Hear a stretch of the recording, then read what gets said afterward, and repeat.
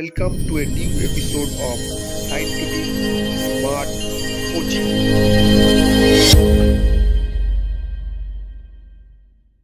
Smart coaching hashtag pharmacy hashtag বাংলায় এই নতুন ভিডিওতে তোমাদের সকলকে স্বাগত।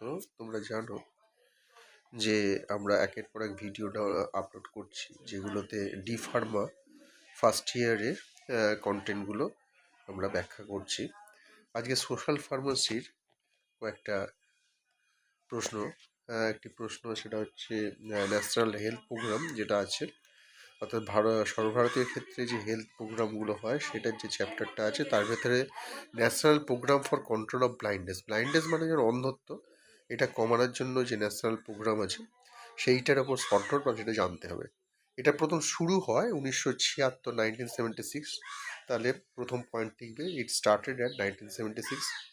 এবারে অ্যাক্টিভিটি যে কাজগুলো হয় এই national programme for control of blindness, তাদের মধ্যে প্রথম হচ্ছে ডোনেটিং আই। তোমরা জানো যে চোখ, বিজ্ঞান যতই উন্নত হোক, চোখ তৈরি করতে পারেনি আজ পর্যন্ত মানুষ। তাই কোনো মানুষ মারা গেলে যদি সে একটা কনসেন্ট দেয় যে আমার চক্ষু দান করব, তাহলে সেই চোখটা রেখে দেওয়া হয় চোখের ব্যাংকে। সেইটাকে কালেকশন ঠিক মতন করতে হবে, সঠিক প্রিজারভেটিভ নষ্ট না হয়, সঠিক প্রিকশন দিয়ে, এবং ইউটিলাইজেশন সেটাকে সঠিকভাবে ব্যবহার করতে হবে। তাহলে কালেকশন অ্যান্ড ইউটিলাইজিং প্রথম point, donating I, collection and utilising, এটার উপর জোর দেওয়া হয়। এবার দেখো চোখের যে অসুখ হয় অন্ধত্ব, সেটা ভিটামিন এ এর অভাবে। তাহলে সেই কন্ট্রোল অফ ভিটামিন ডেফিসিয়েন্সি মানে ভিটামিনের অভাবকে নিয়ন্ত্রণ করা, অর্থাৎ ভিটামিন এ সাপ্লিমেন্ট এগুলো দেওয়া, এইটা অ্যাক্টিভিটির মধ্যে পড়ে। এবার হচ্ছে স্কুল আই স্ক্রিনিং। প্রধানত স্কুলেই চোখ পরীক্ষা করে ধরা পড়ে বাচ্চাদের। তাহলে এই স্কুল আই স্ক্রিনিং, স্কুলে চক্ষু পরীক্ষা নিয়মিত করা হবে, এটা একটা অ্যাক্টিভিটি। আর আছে আইএসি অ্যাক্টিভিটি, বিভিন্ন ধরনের আইএসি অ্যাক্টিভিটি এটা করতে হবে। এবার অবজেক্টিভের লক্ষ্য কি?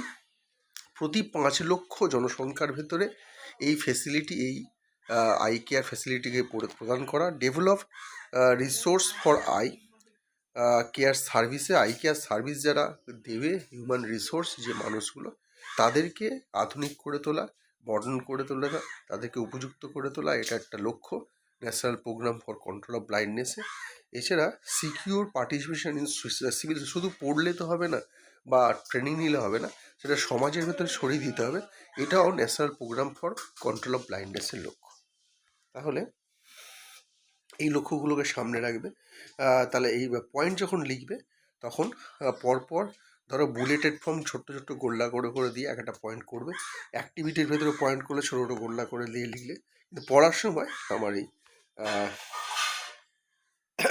পড়ার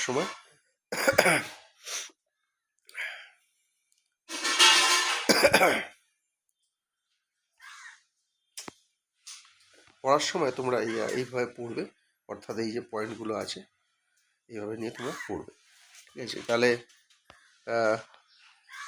আজকে যে প্রথম প্রশ্ন, অর্থাৎ national programme for control of blindness, আজকে এইটা বোঝানো হলো। তোমরা একটু বাংলায় বুঝে নেবে। তোমরা যারা ধরো বাংলা মিডিয়াম থেকে আসছো, তাদের পক্ষে ডি ফার্মার প্রশ্ন তো তোমাদের উত্তর যখন প্রশ্নের উত্তর যখন তোমরা লিখবে তখন ইংলিশে লিখতে হবে, কিন্তু বোঝবার জন্য বুঝে নিলে জিনিসটা সুবিধা হয়।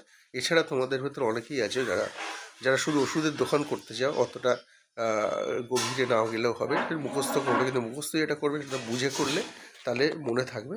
সেই হিসাবে এই যে সায়েন্টিফিক চার্টটা করা হলো এবং যে ব্যাখ্যা করা হচ্ছে, এটা তোমরা বারবার পড়ে বারবার শুনে বুঝে নেবে ভিডিওটা চালিয়ে।